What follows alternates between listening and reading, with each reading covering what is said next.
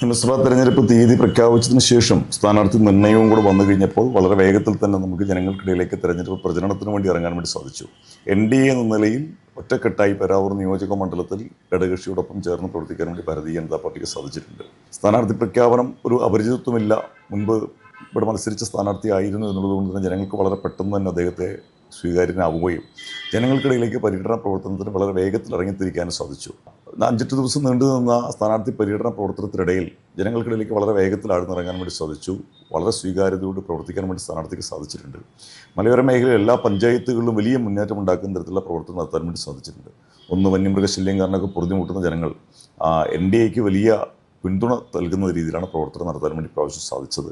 പര്യടന പ്രവർത്തനം നല്ല രീതിയിൽ മുന്നോട്ട് കൊണ്ടുപോകാൻ വേണ്ടി സാധിച്ചു. പ്രചരണ രംഗത്ത് ഏറെ മുന്നേറാൻ വേണ്ടി NDA സ്ഥാനാർത്ഥിക്ക് സാധിച്ചു. വലിയ മുന്നേറ്റം ഈ തെരഞ്ഞെടുപ്പ് ഉണ്ടാക്കുമെന്നാണ് പ്രതീക്ഷിക്കുന്നത്. തെരഞ്ഞെടുപ്പ് പ്രചരണത്തിൻ്റെ ആ ഒരു മുന്നോട്ടുള്ള നല്ല പ്രയാണത്തിൻ്റെ ഭാഗമായിട്ട് തന്നെ വോട്ടെടുപ്പ് ദിവസവും നമുക്ക് നന്നായിട്ട് പ്രവർത്തിക്കാൻ വേണ്ടി സാധിച്ചു.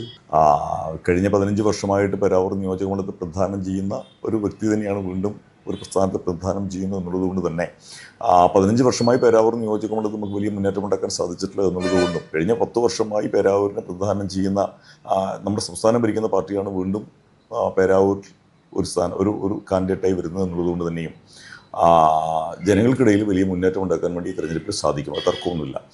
വലിയ മുന്നേറ്റം ഈ തെരഞ്ഞെടുപ്പിൽ ഉണ്ടാക്കാൻ സാധിക്കും. കാരണം മോദിജിയുടെ വികസന നേട്ടങ്ങൾ പ്രാപ്തമായിട്ടുള്ള എത്തിയിട്ടുള്ള ജനങ്ങൾ നിരവധിയാണ് നമ്മുടെ ഈ നിയോജക മണ്ഡലത്തിൽ എല്ലാ ഭാഗത്തും.